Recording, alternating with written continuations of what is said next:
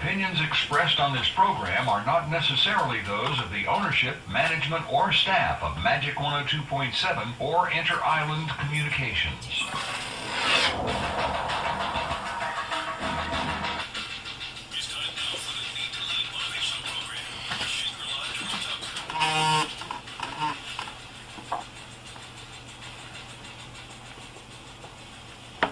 Good morning, everyone, and welcome once again to the Need to Lead on Magic 102.7 with me, your host, Dr. Shangri-la Durham Thompson.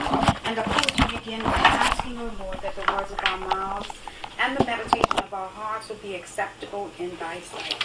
We ask that all those listening today will be tremendously blessed as we strive harder to be better servant leaders for you. We ask this in Jesus' name. Amen. Now, of course, the Need to Lead is designed to improve servant leadership skills, and as instructed in Titus 2:1, on this show, we attempt to speak out on things that make for solid doctrine.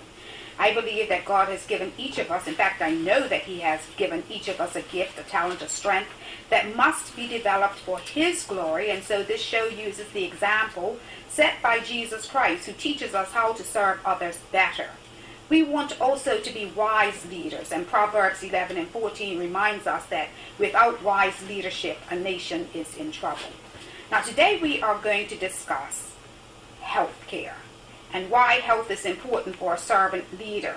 I recently read an article called Servant Leadership, a Model Well Suited for Health Care by John Rudnick Jr., a doctor and professor at Thomas More University and a believer in servant leadership. He said, and I quote, "Healthcare is well suited to servant leadership. The alignment between the values fostered in healthcare and the principles of servant leadership combine to achieve compatibility of this model. Caring for others is among the ethical and professional values and is a basic tenet of servant leadership. One can realistically find a balance and embrace the core values that characterize this model by applying daily to the affected area as prescribed." And he lists these 10 characteristics of a servant leader. He says, and we've been through these before, that we must be able to listen, we must be empathetic. He talks about healing, awareness, persuasion, conceptualization, foresight, stewardship, and commitment to the growth of people as well as building community. Now, what does the Bible say about healing? Well, Matthew 9:12, Jesus turned and seeing her, he said, "Take heart, daughter, your faith has made you well." And instantly the woman was made well. Healing is an art, a science, and a spiritual endeavor. If you want to be healed, you must have faith that you will be healed and that there's some healing power you can call upon. Ultimately, all healing, all creation, all love comes from God. With faith, you can imagine being whole, living to be like the God who created you. Healing involves a willingness to change. Reverend Dr. Maria and I were talking about this earlier. You must have a willingness to change and produce understanding, to move toward the light of awareness with desire, faith, and repentance. Anyone can become whole, and this is spiritual whole, permanent healing. Mark 5:34 says, he said to her, "Daughter, your faith has healed you. Go in peace and be free from your suffering." And Matthew 9:35 says, Jesus went through all the towns and villages, healing in their synagogues, proclaiming the good news of the kingdom, and healing every disease and sickness. Now, I gave you a hint. In studio with me today is my good friend, Reverend Dr. Rosamaria Machado. It's been a long time, Rosa, since you were with us. Yes, it's been some time. Yeah. She is also not only a minister of the gospel, but a woman of faith who believes in healing. And if you've heard her before on the show, you know her story about healing, and maybe we'll revisit that again today. But let me inform others who have never heard of her before a little bit about who she is. Now, Reverend Dr. Maria Machado received her license of ministerial ordination from the True Pentecostal Assemblies Worldwide Incorporated in November of 2003 and continued striving for greater clarity. She believes that science and spirituality use different vocabularies to express the same idea. She discovered that everything is a vibration of energy. The universe is constantly vibrating, and we as individuals interpret these vibrations through 5 physical senses: Those interpretations are based on past and present stored physical, mental, and emotional stages and the stresses of life. She calls this information quantum science. This knowledge can help the healing, transformation, and evolutionary journey of every individual that seeks her aid. Today, she strives to build the gap between science and spirituality, exploring ways for individuals to tap into their use of energy field to heal and transform their lives. She is still pursuing a doctorate, okay? She's still pursuing her doctorate in traditional natural medicine. She holds a Doctor of Divinity degree from the School of Theology and Sacred Spiritual Healing. She holds a Bachelor of Science in Business Administration, Management, and Information Systems. She is a certified board member for therapeutic massage and bodywork, a licensed massage therapist, a certified pain and stress management specialist, a certified biofeedback scientist, a certified consulting hypnotherapist, a health initiative teacher, and a lecturer. But in this bio that Rosamaria sent a while ago, it doesn't talk about the fact that she was once an engineer for NASA. And I want to throw that in. There are people who know she was in charge of a staff of how many people? 120. 120 people at NASA. And now she's living here in Bermuda and has become a good friend of mine and somebody that I can call on the last minute. I need to tell you this because Rosamaria, I called up yesterday and I said, Rosamaria, I need you to come on because my guest at the last minute canceled out. And she said, of course, Shangri-la, I'll come. So thank you so much, Rosamaria, for this spur of the moment. But you're always ready anyway, always prepared. There are a few people I can call on at the last minute like that, and she's one that I don't hesitate to call upon, and if she's not busy, she will acquiesce and give me her time. So welcome to the Need to Lead once again, Rosamaria. Thank you for having me, Shangri-la. It's a pleasure to be here. Hello, everyone. Hope you're having a wonderful morning. Now, I'm going to, I want you to know today that we're going to have, allow you to call in to ask some questions of Reverend Dr. Rosamaria because she is a health coach, and we're going to get a little bit into that. And, of course, my sisters are into healthcare, and I don't know if I put all their business out on the street, but they're leaving today and going back to Philadelphia. My sister, Dr. Donna Durham Pierre, is now a retiree from Winston-Salem State University, where she was a professor and dean of something. I don't know what it was. But she is a research scientist as well. She used to work for Fox Taste Laboratories, and she discovered the P gene. And now she's working with my sister Shelby in Philadelphia, who owns her own healthcare service. And some of you may know that she had been contacted by President Bill Clinton years ago to come to the White House and train some of the other people in healthcare services for small businesses. So I'm dedicating this show to my sisters today. My sisters have been diligent in the healthcare of my brother. You know, he passed away recently, Reverend Danny Durham. And, you know, it's hard in a way, and I know my mom's going to feel it when my sisters leave today, so I'm dedicating this show to them, and I want everybody to know why, because my sisters are ultimate professionals, and I'm proud of them and the work that they do, and they contribute to community building, because we talk about people that are in healthcare are not in it for themselves, they're in it to help others, but you also have to care for yourself so that you are ready. And so I'm looking, if you're like me, always looking to try and improve. So, Reverend Dr. Rosamaria, tell us today, what is the world of a health coach? Because I know I need one because you were coaching me before. So we'll kind of put that, lay that to the side a little bit, and maybe we'll come back to it. But you've been a great friend to me and somebody who has always looked out for my welfare and always encouraged. I mean, you put me on, what was it, Mind Map or something? Yes. And you put it on my phone, and I was listening to it diligently for months. And it's been a while, so I need that coaching expertise again. So tell us, what is a health coach? Well, a health coach it coaches relationships between the client and a coach. Its objective is to assist the client in achieving his, her, or their personal health and wellness goals. That's what a health coach does for people. It's literally aligns your goals so that we can help you achieve them. Okay, so when did you first become interested in coaching? Well, I actually became a member here of the We Speak women's voices here in Bermuda. And I was invited as a coach and had the opportunity to be a part of that organization. And in pursuing that, I realized, I already do coaching a lot of the time, as you are quite aware. Right. And sharing that knowledge and wisdom I thought was significant. So then as I had a background already in the medical industry, I decided to pursue certification in health coaching. So I became a certified health coach so that I could have the credentials that would allow me to continue to speak with people.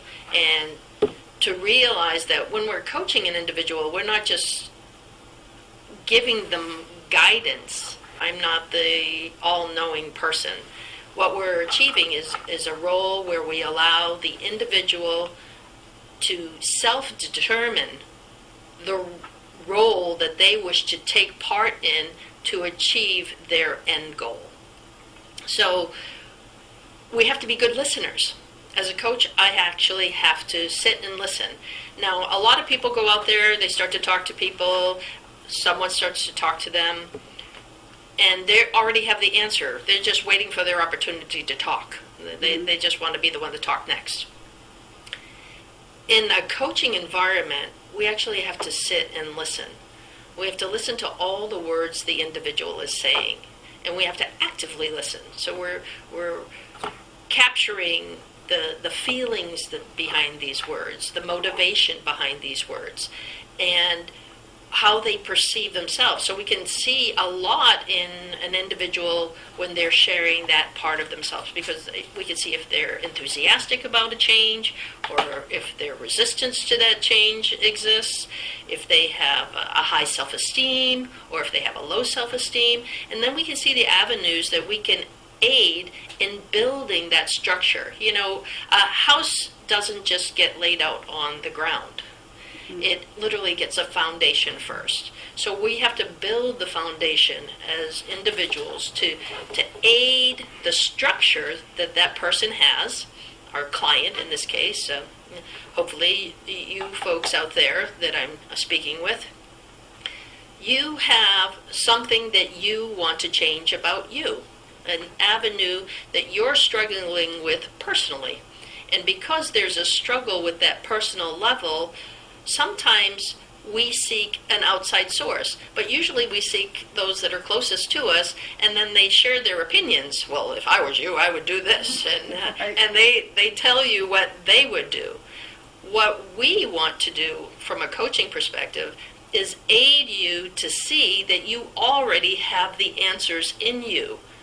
We're here to help provide you with the avenue to see those answers, no matter what state you are. If you're in a high stress environment, if you're just finding that you're not going out for those walks like you would like to. I was talking to Shangri-la and I said, we've achieved major things. She was saying, it's been such a long time, and I did this program and I was doing really, really well. And I said, are you still walking? And she goes, yes. And I said, well, that's a big hurrah, because that was something that she had put into play. I'm going to walk more. So now she's walking every day, 30 minutes a day. Just about, but I pray for rain. This is that part of the self-motivation that we talk about. But we have to build a structure. It takes 21 days to infuse a change, but it takes 6 months for that change to become a permanent part of our experience. So Rome wasn't built in a day.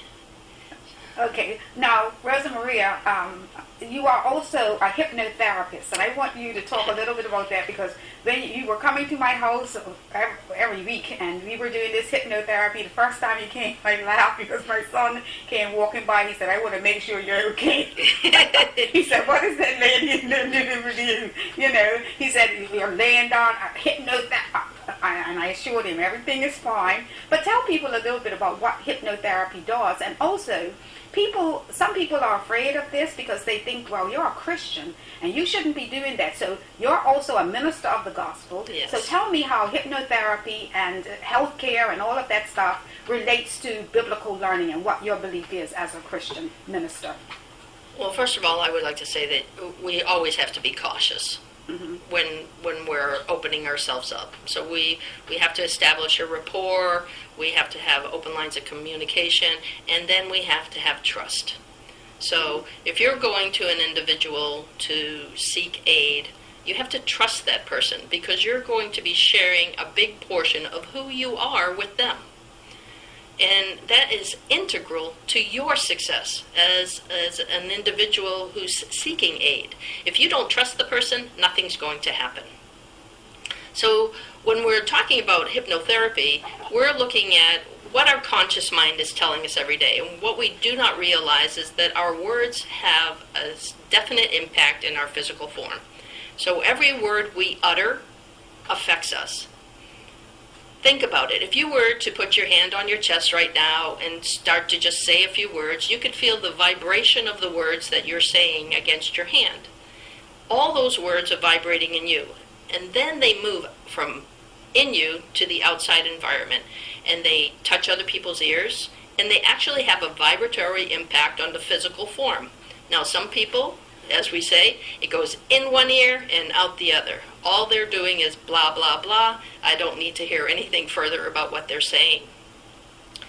But when we become aware that words have power, and we're starting to empower that aspect of the self from a conscious space, and we move to the subconscious, this is where hypnotherapy takes action. What it does, it allows our true essence to come forth. The divine part of us inside that knows the truth. We have never made a mistake, that every event that we have lived and experienced in our lives has come forth to teach us, to help us grow and expand in the knowledge of our humanness. We are spiritual beings first. So when we're talking about the subconscious level, we're talking to the subconscious level that says, I know I'm already well. I know I'm already whole. I know I look good. I feel good. I am healthy. I'm vibrant and alive. Though the conscious self may be functioning in the opposite, in a state of unworthiness. So in a hypnotherapy session, what we would have is the individual lie down, relax, inhale their breath, and take themselves into a centered space within themselves. I like to take you to your heart, because the area that I bring you to in your heart, I ask you to think first of gratitude. A space that, something you're grateful. It could be just waking up in the morning and seeing the sky, seeing the rain, hearing raindrops. It could be some family member or some event that's occurring in your life that you're very, very grateful for. And then I ask after that to bring yourself to something you really love. It could be your grandchild or your daughter or your son. It could be the work that you're performing on a daily basis. Whatever brings this emotion of love that seems to be overflowing within you. What that does is that shifts you into a vibration of positive energy. At that point in time, then we go into talking about what we've shared prior to our session. That individual or client has shared, these are the things that I want to work on, Rosamaria.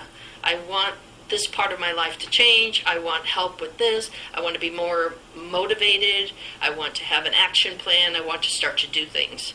And we start to talk to those specific topics. So I have a list of positive affirmations that we are discussing in the midst of the hypnotic state.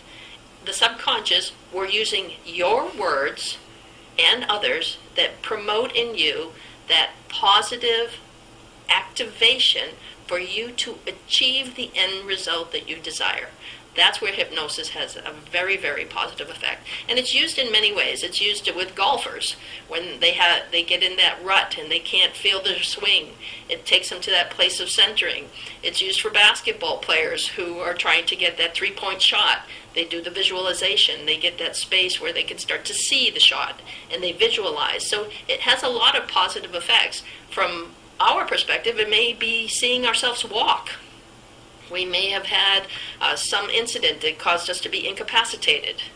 And we see ourselves going out more, taking that walk every day. Even if it starts out 10 minutes, you may give yourself a goal. I'm going to go out 3 times a week for a 10-minute walk. And you may find that when you're out for 10 minutes, it turned into, oh, you know what, Rosamaria? I went out for a 30-minute walk today.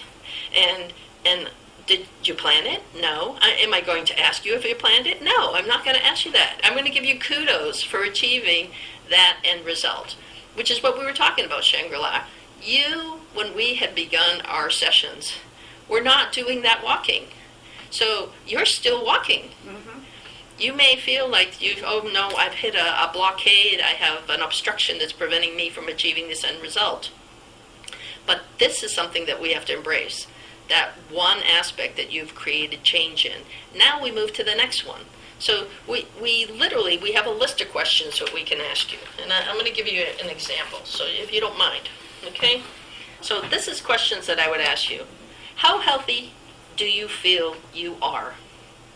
And I want you to rate that. Very healthy, somewhat healthy, not at all. Mm-hmm. This is your personal self-assessment. Then I want you to ask yourself this question. Are you physically active every day? Simple yes or no. And be honest with yourself. Don't hold back. Don't say, well, yeah, sort of. Yeah, well, maybe sometimes. It doesn't work that way. Yes or no? Do you eat a wide variety of foods? Do you drink too much of any one thing? Do you smoke? Do you know your numbers? Your blood pressure, your cholesterol level, your blood sugar levels, your body mass index? These are all yes or no questions. How is your daily energy level? Good, fair, poor? How well do you cope with daily stress? Again, good, fair, poor? Do you sleep well? Good, fair, poor? And I know when we start to get older, we tend to sleep less. So be kind to yourself when you're doing your self-assessment. Do you have regular aches and pains? Yes or no? And do you feel your health will improve, worsen, or remain the same? These are standard questions that I would ask in a session with someone. And once you've answered these, I ask this final question. Have you ever felt there is more you could be doing to improve your health? And the answer is always yes. And I want you to tell me what it is. Right. Well, Rosamaria, I remember walking around and thinking you were always in my head because you also put on my phone this mind map something, and also you gave me headphones to listen, and that was an experience.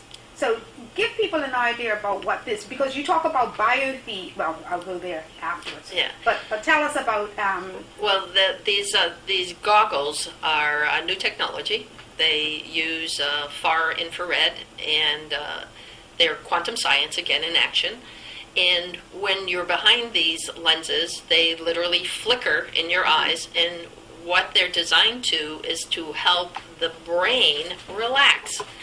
And then with the auditory aspect of the positive influence of an auditory statements of motivation and improvement, your body starts to integrate this because you're no longer in a stressed environment. So as the lights are flickering in your eyes and you're listening to these words, you're relaxing into your own truth. I am getting better and better every day. I am radiantly healthy. But I'd be walking and saying all this stuff in my head all day. It was like I couldn't get it out of my head. I knew that this is something that I had to do. That's interesting. It's because the part of your truth, and this is where people say, oh, hypnosis, it gets scary, right? But it's not, because it has the avenue to achieving your positive results. Again, it depends on whether or not you've established a trusting relationship. We have a very trusting relationship. You've known me quite some time. Mm-hmm.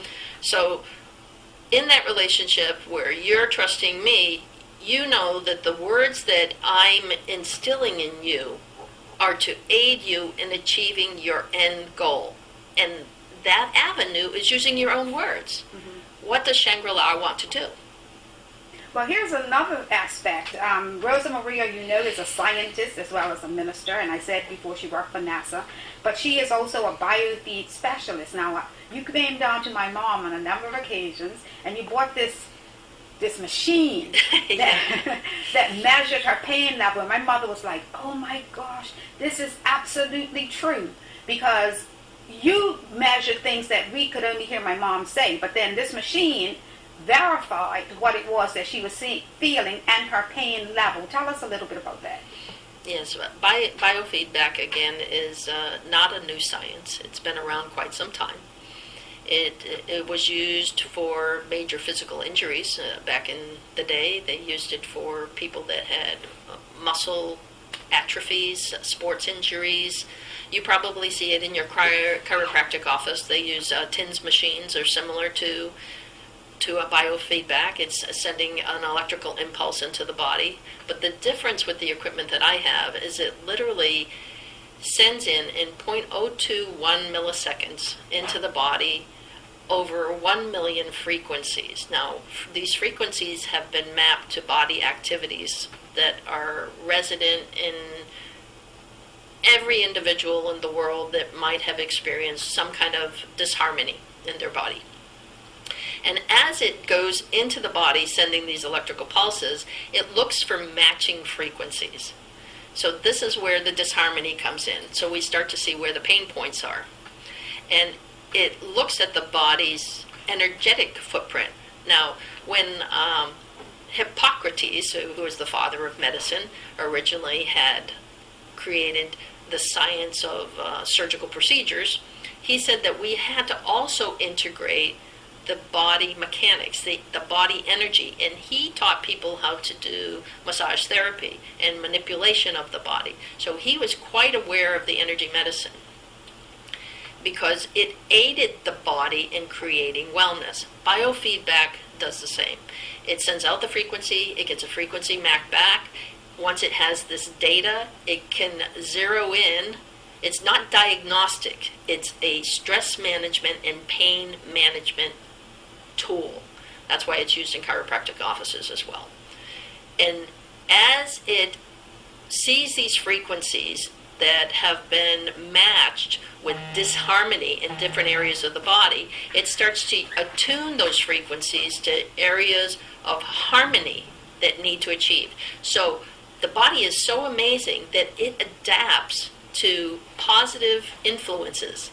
So when the frequency comes into the device, it gets a map, and then we look to send harmonizing frequencies back into the body.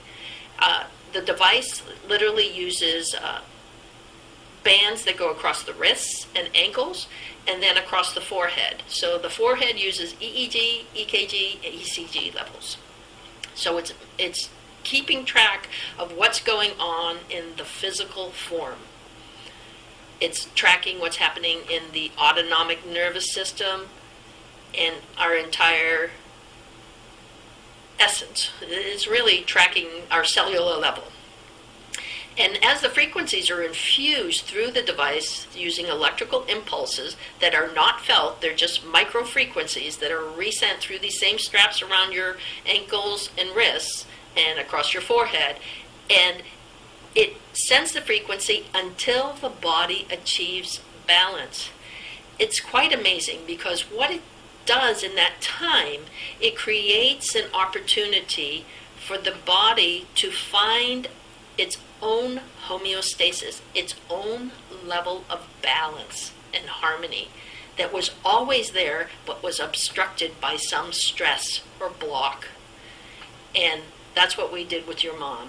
We were able to quantify the pain level that she had been speaking of, and then to enhance the wellness of that pain by infusing a balancing frequency that would reduce the pain level and bring the body back into homeostasis. I think she was just excited to know that this pain was real, not in her head. And we were like, Mama, come on. Yeah. But there's a story here, and audience, we're going to open the phone lines in a minute, and the number to call is 297-1027, 297-1027. But Maria actually healed herself of cancer. Now, tell us a little bit about that story, and then we'll open the lines to anybody who wants to call in and ask any questions. Well, one of the objectives of health coaching is to identify issues and conditions affecting a client's optimum health and wellness. So it's been now 19 years since my diagnosis and healing. 20. Wow, it's a long time. I had gone to the physician. I was diagnosed with uterine and cervical cancer. I was told that I would have 3 months of life expectancy. And I remember being quite angry at the words that the physician was saying to me, and turning to him and saying, "You are not my God," because that's not what my God has planned for me. And I waved my finger at him. And he proceeded to tell me to go home, say goodbye to your children and your family, because you're not going to be here long, lady. And I was truly disappointed in his statement, and I left there. And I went and started searching for me. And what I did is all the things that we're talking about, the tools that I've discovered and am speaking of today, the bioresonance work or biofeedback, the hypnotic work, which is much like meditation and prayer, and stepping into a place where I could look at myself and totally be honest with me. I have nothing to hide from myself. I've already been on the journey. I saw the things happen. I saw these events in my life actually occur. I was a witness to them. Now, to step into a state of stress and denial is to create disease. Okay? So what I discovered in my journey was that I had created my own disease. Now, I share a lot of myself on these programs. I'm a survivor of abuse. I'm a survivor of rape myself. And I found that these elements were contributing factors to the disharmony that was created in my physical form. And as I started to move through my wellness, I was actually given, in my mind's eye, images of what was occurring in my life. And I saw myself see an image, and if I have an emotional reaction to it, it was almost like it was held off. It was pause, we're going to stop for today, and maybe you'll see it tomorrow. And then I'd go away and I would be in this emotional state of anger. Why was that so impactful? Why did I feel that way about that image that I saw? What did it bring up in me? Knowing in my heart that, yes, that image was true. I was in fact present, and it did in fact happen. What I had to own is that I was not in control of the event being acted upon my own physical body. I was only in control of me. And I had to honor me, my whole being, even though this act had occurred to my physical form. As I did that, it unwound my disease. I started to feel better, and then I heard a voice that said to me, "You can go back and get all your tests. They're going to find nothing, as if it never existed." And I was like, what?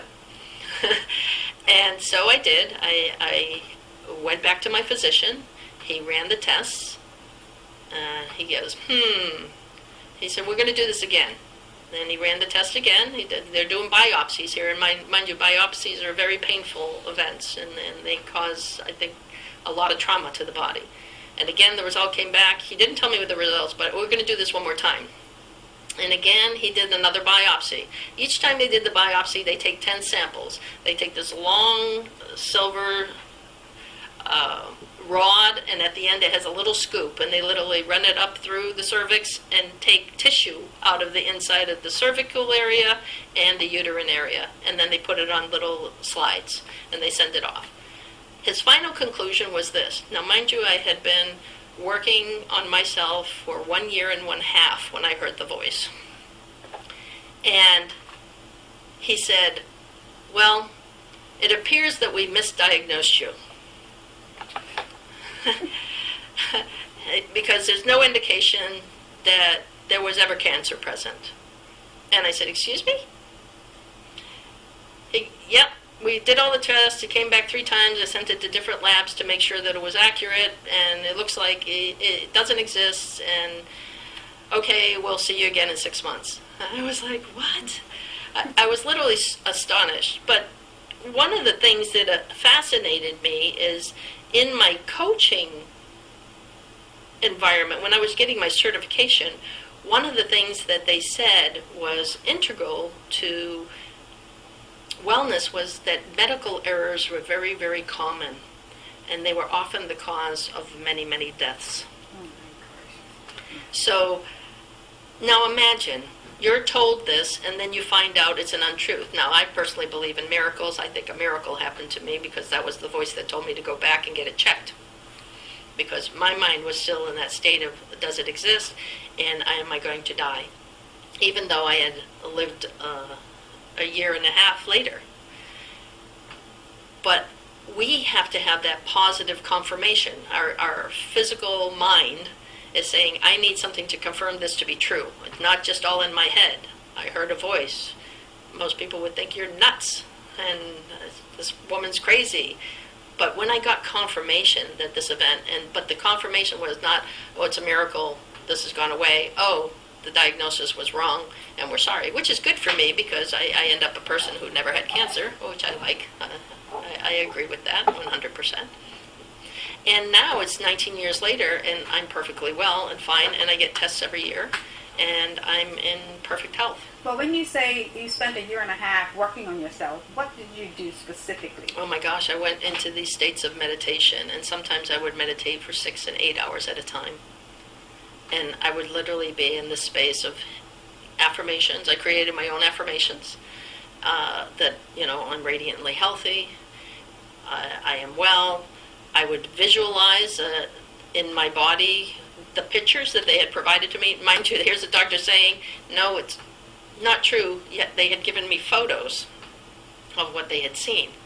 And so I would see these images in my mind, and I would start to shrink them. I literally started to think of Star Wars, and I had a lightsaber.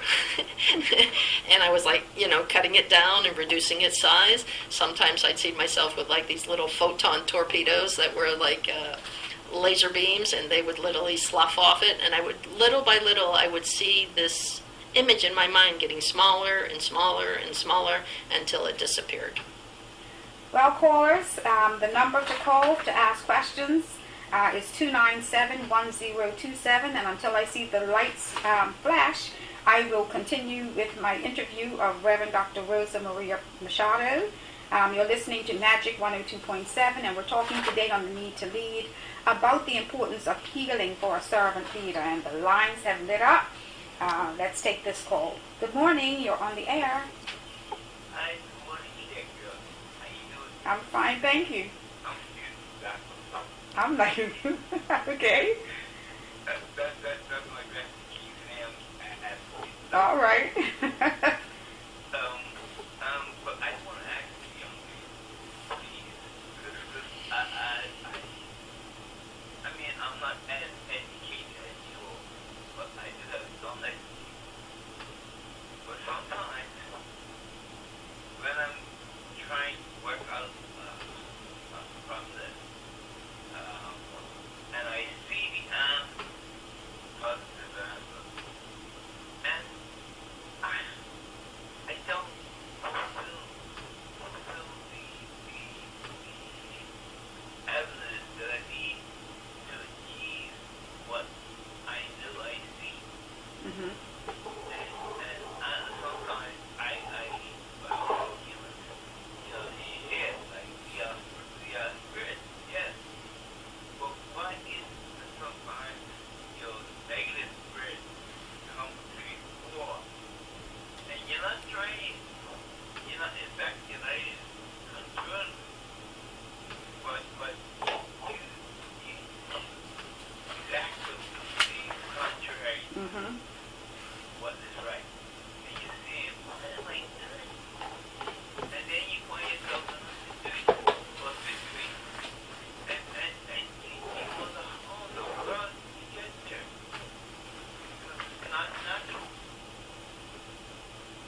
Okay. I can understand some things that have happened in my life. Well, Something I feel some can make sense of. Okay. I'm going to quote Mark 5:34. It says, he said to her, daughter, your faith has healed you. Go in peace and free yourself from suffering. Reverend Dr. Rosamaria, if you can answer for this young man about why it is that you see things in your mind, you know what you're supposed to do, but then you just don't do it. Thank you, caller. I appreciate you, and if you listen off air, I guess, unless you have another question. Okay, God bless you and have a wonderful weekend. Rest in there. Keep the end in view. All right. when we're living in the world, we are often bombarded with negative concepts. We're living in a world that really doesn't promote a lot of positive events. We're hearing bad news often. And when our mind is saying this is a truth and we have an opportunity to see that truth in our mind's eye, we actually start to move in the direction. There's this part of the world that we are now living in where it says everything has to happen now. I want it now. What we don't realize is that we're making tiny little movements that are moving us and gaining momentum into the direction of which we wish to achieve. So I want you to take note that in what you stated, you said you recognize what you need to do. You've taken some steps in that direction, but you find yourself limited by some obstacle, you say, that's preventing you from achieving the end result. What I would like you to do is to start to see the little successes, because we usually ignore them. We blow them off as if they never happened at all. And yet they're right there in front of us. We did something small to create the momentum to generate the power to achieve the change that we see in sight. Now, that part of us that feels that we're overwhelmed by the negativity, we have to still that part of ourselves. So what I like to do, and this is a part of a session, I would say to you is, I want you to invite that spirit of that activity to be sitting next to you in a chair. And I want you to have a conversation with it. I want you to talk to it. I want you to tell it everything you think about it. Tell it how you feel when you're blocked by this specific event. Whether it's fear, talk to your fear. Whether it's trust, talk to the trust. Because this is coming down to, I know I have this vision of what I need to achieve.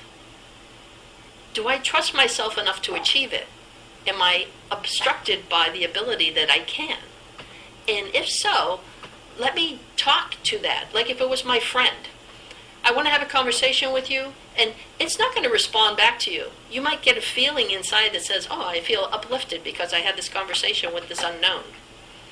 But you've actually, literally, physically, in your mind's eye, put it somewhere outside of yourself so that you could converse with it and that you could see it in your mind and say, these are all the things that I find inappropriate for this behavior that's happening in me, and I need to talk it out. You'll be amazed at what happens when we start to have that sense of self-recognition. It's similar to what Shangri-la, Dr. Shangri-la was saying, where the individual, her mother, was experiencing pain. She knew the pain, she was telling everyone else about the pain, but in the end, she got confirmation that the pain was real. So even though others were not understanding, how could she be in this pain? We don't understand. She keeps saying it exists. By now having it outside and having a quantifiable, we could talk to that pain. we could literally start to actively heal pain. And that's what I would like you to do. See if you can take that one obstruction, that thing that's coming up for you, and put it aside and converse with it.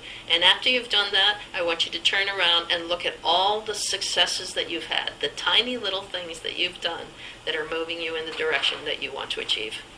Now, I need to tell you this, audience, and I've re-engaged Reverend Dr. Rosamaria as my health coach. But when she was working with me, one of the things that she did was she took copious notes. So she's asking the gentleman who just called to identify his areas and make note of them. But the beauty of having the health coach was that I didn't have to do that. I just had to talk.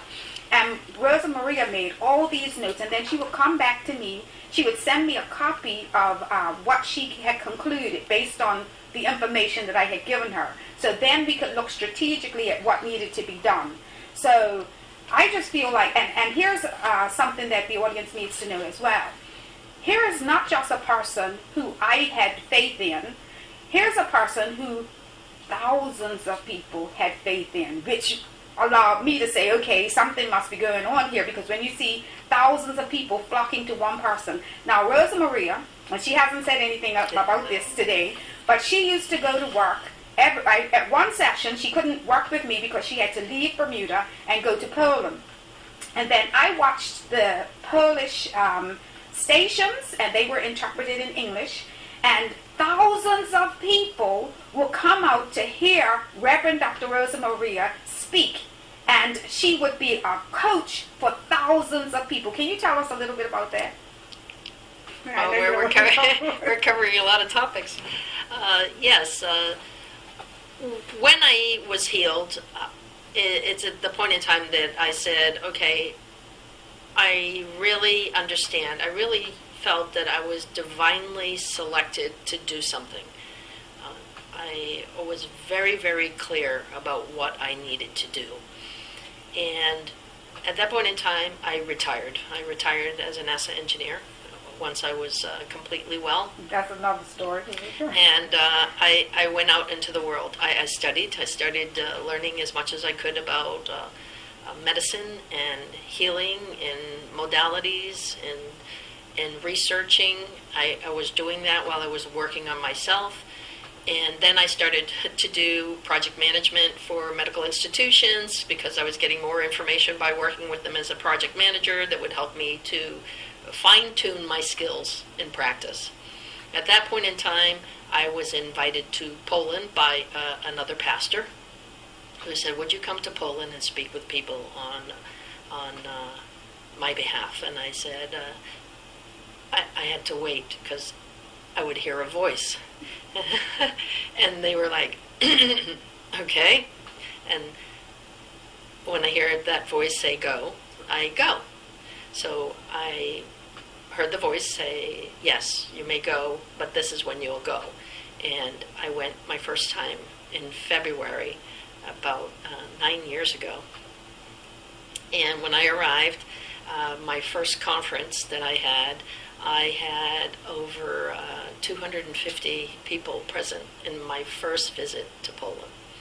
And I have to tell you, miraculous healings occurred that were documented by the people themselves, that cancer remission and amazing things were happening. I get goosebumps all over me right this moment. And I knew it was divine. I knew I was called to service. And without a doubt, it was like a huge part of me.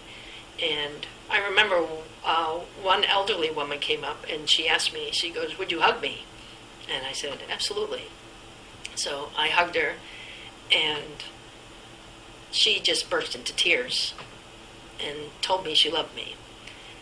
Well, I came back the next year and there was a young girl who came up to the audience and she goes, my mother sent me here. And I said, okay, do I know your mom? And she goes, you hugged my mother. And my mother said she's never had a hug like your hug in her entire life. And she was changed by your hug.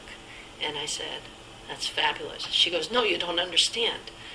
My mom was not well, and your hug healed my mom. And I was like, again, thank God. So that was the beginning of a journey, and I had been doing it for many, many years, traveling 4 times a year to Poland, and the crowds grew larger and larger.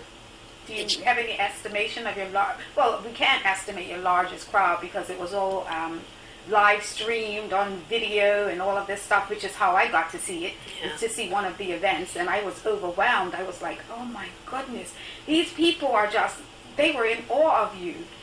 So what do you think, and I say awe of you, they were in, I don't know, I mean, it was amazing the reaction that the people had to your speaking. It was like Michael Jackson comes to town. Michael Jackson comes, I'm gone. You know what I mean? It was that kind of thing with huge crowds. So tell us, what does it feel like that, to be given that responsibility and know that you're here with a purpose, and your purpose is to help others? And that's what we talk about when we talk about servant leadership. It's not about you, it's about how you use what you've been through to assist others. Well, I really started to apply what I had learned for myself, and I started to create a regiment of scripts that would help aid the body in creating wellness. Things that I utilized, I knew would help other people that were in similar situations. I would always inform people, never give your power away to anyone, that you are integral to your success. You are a spiritual being, you have a soul, and God resides therein. And you are never, ever outside of God's hands. Ever. Even when you think you've made your worst mistake ever, you are still loved. It is we in our human consciousness that step away from that divinity. We say we put God in the chair next to us, and then we make a mistake and we move the chair about 5 feet away, and we say, okay, God, I'm still talking to you, but look, I made a mistake and I know we're now distant. And then we make another one and we move the chair yet again. And before we know it, we think there's this huge chasm between us and God, which does not exist. God is right there by your side the whole time, hand on shoulder, whispering in ear, saying, trust in me, I'm here for you, always. If you would just place your trust in me, we will achieve miracles. All right, the number to call, we're getting ready to be at the top of the hour, so if you do want to make a call and speak to Reverend Dr. Maria Machado, the number to call is 297-1027. And as we're waiting to see if there will be a call, what would be the best advice that was given to you about health? Would it have been by a healthcare professional, or by God, I guess you got to hold on to that question for a minute. Good morning. You're listening to The Need to Lead. Good morning. What is your question or comment? Very interesting. Would she be holding any forms like with the women's resources that they would be possible that we be able to receive Rosa? I'm open to that opportunity. Again, I am a coach here on island with We Speak, and I am a health coach. I would be more than happy to have that opportunity to speak to a group if it was presented to me and the time was appropriate. 591-7672. I will say. Mm-hmm.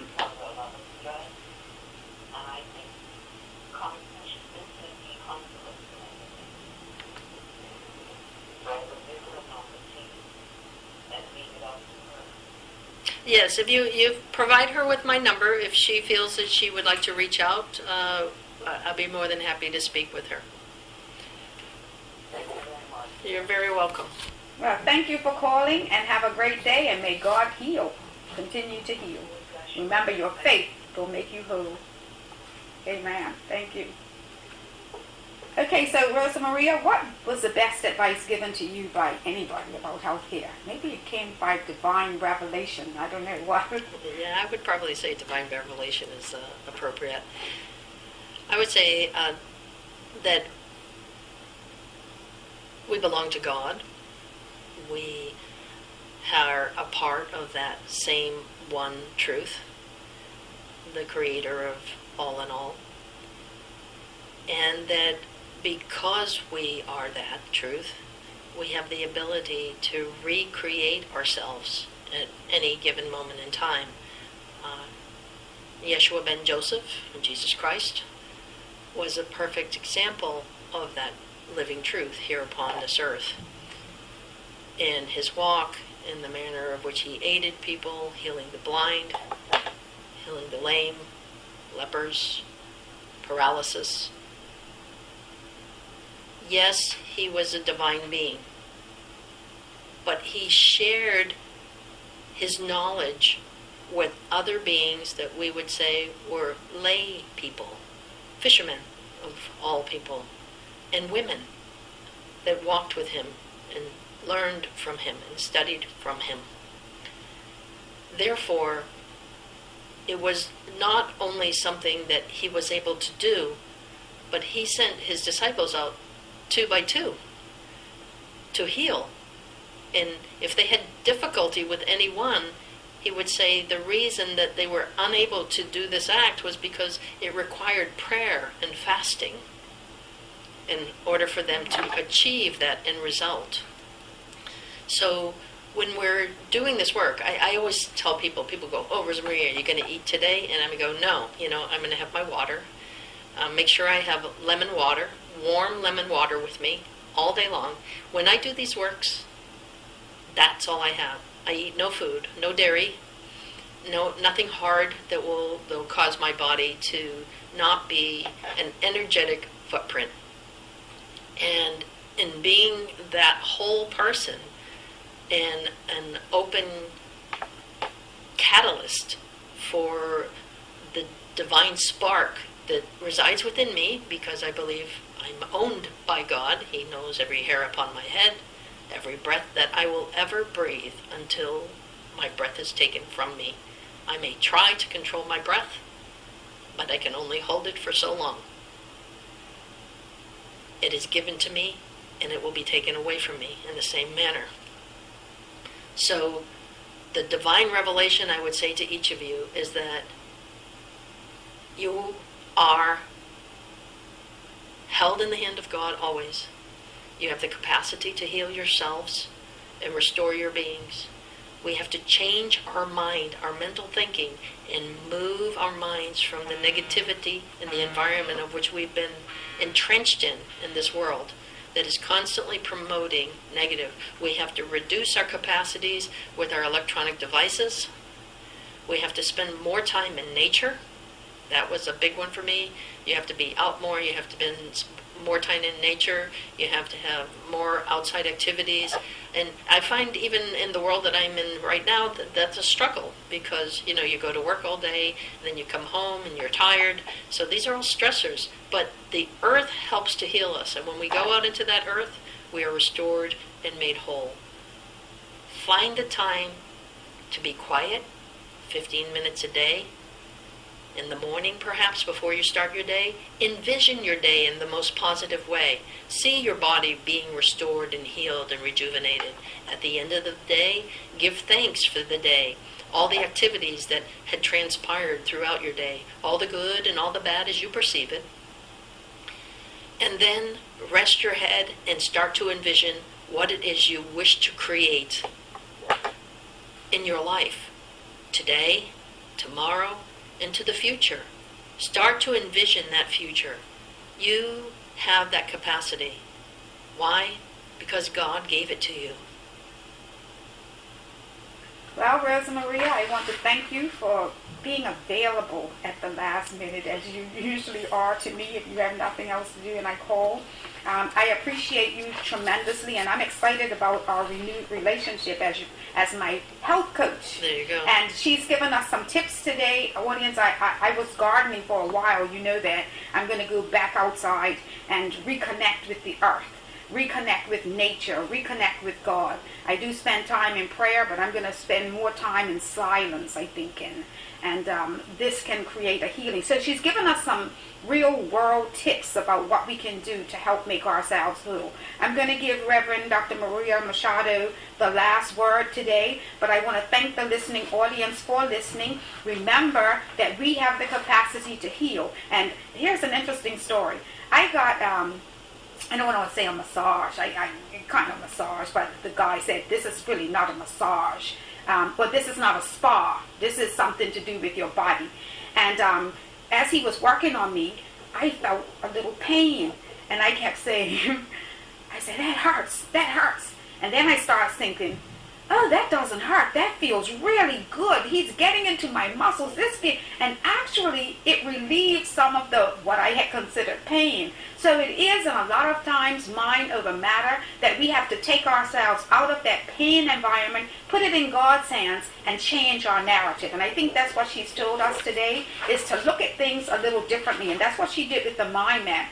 I don't know if, Reverend Dr. Rosamaria, you said you had some, because you're going to share this with me, some video links or something, health links that we could go to, Yes, and they're free. This was for food. This is for nutrition. If you were looking for nutrition, you can go choosemyplate.gov. Choosemyplate.gov. I'm going to Yes. check that out. Choose my plate. And it helps you to see the levels of different foods. It's fruits, grains, vegetables, proteins, dairy products that would be appropriate for you to eat. So we have the opportunity to change our ways by eating the proper foods and creating an environment where our body can be whole again. It's up to us. Remember, chronic illness is a lifestyle issue. Lifestyle is a cause of chronic illness. Therefore, if we change our lifestyle, we change the pathway to wellness. Thank you so much, Reverend Dr. Rosamaria. And dear God, our Heavenly Father, we ask that today all those people who listened will be blessed, that something that was said today will help enrich their lives, and that they will have a mental shift that will help them with their wellness. We believe, dear God, as you said, that our faith will make us whole. Help us to believe in your word, believe in what it is that you tell us to do, and then have us focus, as this gentleman said, we can't do this by ourselves. We make commitments, we say that we're going to do this, but we have to put our trust and our dependence on you. And so, dear God, we depend on you this day. We put the people who are listening today in your hands so that they can depend on you for what it is that they need, and that they too will be healed according to their faith. We ask this in Jesus' name, and we thank you, dear God, for everything. Thank you, Reverend Dr. Rosamaria, for coming. Thank you for all that you are and all that you do for the people. And thank you for being my health coach. God bless you, everyone.